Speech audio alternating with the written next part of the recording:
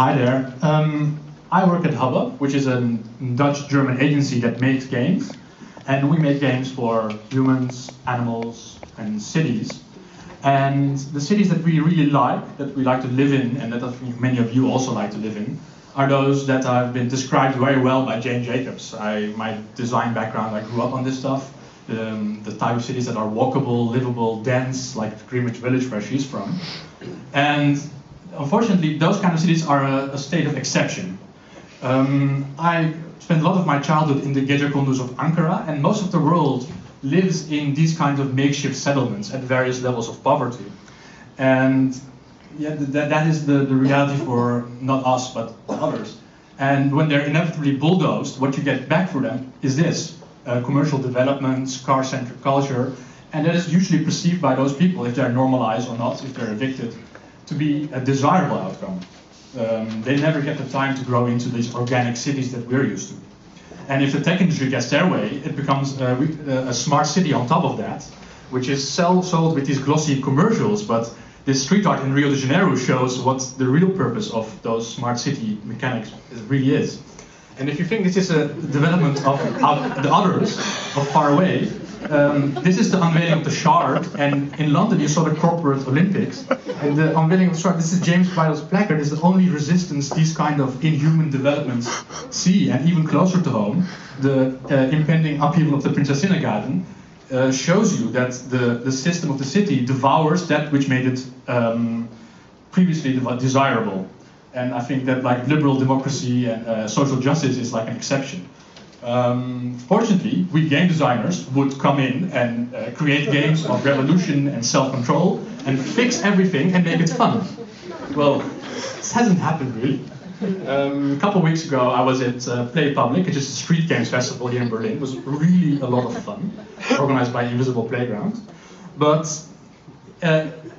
ultimately not really consequential. Most of the residents were annoyed by us. We didn't really create any change. We had some fun, but sort of a wallpaper for the city. I do like Foursquare, but I can't really think of any other examples of gamification that work. Because gamification reduces the richness of reality to the simplest of game rules and then fails. And the other movement is a serious game movement, which I also have lots of issues with, like serious games, seriously? That's like a contradiction, and most of the people try to draw conclusions from game models that can be applied to the real world, and forgetting that their models are imperfect.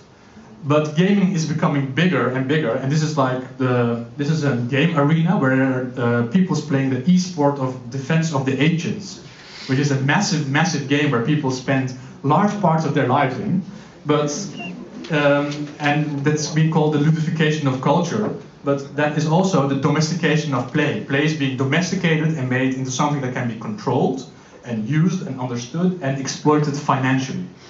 But that's not so odd.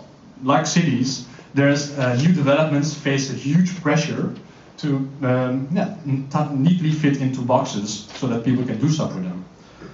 The Manhattan City Grid. So is it hopeless? I don't think so.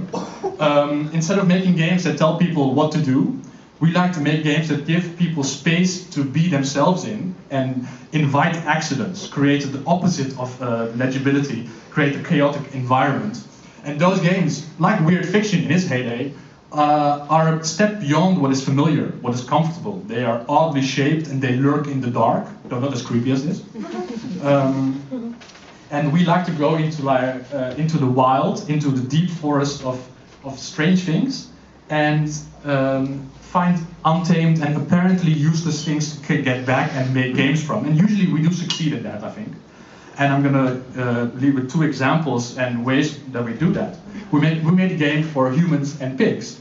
And to do this, we respected both players. We didn't impose any value judgments on them. The pig was respected, and both players were invited to create meaning themselves within this context. Another game that we made is this game for children in musea, and we made this by not denying the existence of reality. The museum itself is the content of the game, and the iPhone just creates a framework within which children can better look at the stuff. So ultimately, I would invite you to join us on this hunt for the wild and interesting things. and so that we can domesticate them, and when they're domesticated, go out and hunt again, because that is the way this is